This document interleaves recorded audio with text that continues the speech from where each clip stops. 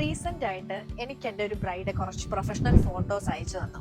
ഒരു 10-30 ഫോട്ടോസ് അതിലുണ്ടായിരുന്നു.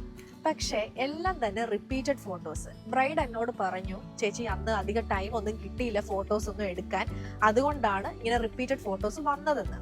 ഒരു ബ്രൈഡിന്റെ കല്യാണ ദിവസം സ്റ്റാർട്ട് ചെയ്യുന്നത് മേക്കപ്പ് ആർട്ടിസ്റ്റ് വഴിയാണ് അല്ലേ?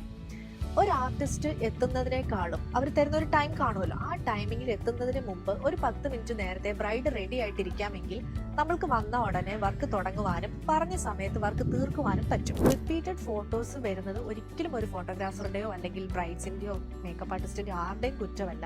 അന്നത്തെ ദിവസത്തെ ടൈം മാനേജ്മെന്റ് ഒന്ന് ശ്രദ്ധിച്ചാൽ മതി. ഇങ്ങനെ ഓൺ ടൈമിങ്ങിൽ നമ്മളുടെ വർക്ക് സ്റ്റാർട്ട് ചെയ്യുവാണെങ്കിൽ നമ്മൾ പറഞ്ഞ സമയത്ത് തന്നെ നമുക്ക് മേക്കപ്പ് ഫിനിഷ് ചെയ്യാനും പറ്റും.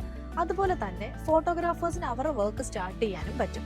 ഫോട്ടോഗ്രാഫേഴ്സിന് ആവശ്യത്തിന് ടൈം കൊടുത്താലേ നമുക്ക് നല്ല നല്ല ഫോട്ടോസ് നമ്മുടെ ആൽബത്തിൽ വരുള്ളൂ, അല്ലെങ്കിൽ റിപ്പീറ്റഡ് ഫോട്ടോസ് ആയിരിക്കും കൂടുതലും ഉണ്ടാവുന്നത്. ഈ പറഞ്ഞ പോയിന്റ്സ് ഇനി വരാൻ പോകുന്ന ബ്രൈഡ്സിന് ഒന്ന് ടെൻഷൻ ഫ്രീ ആവാനും അതുപോലെ നല്ല ഫോട്ടോസ് കിട്ടാനും ഒക്കെ ഹെൽപ്പ് ചെയ്യും. താങ്ക്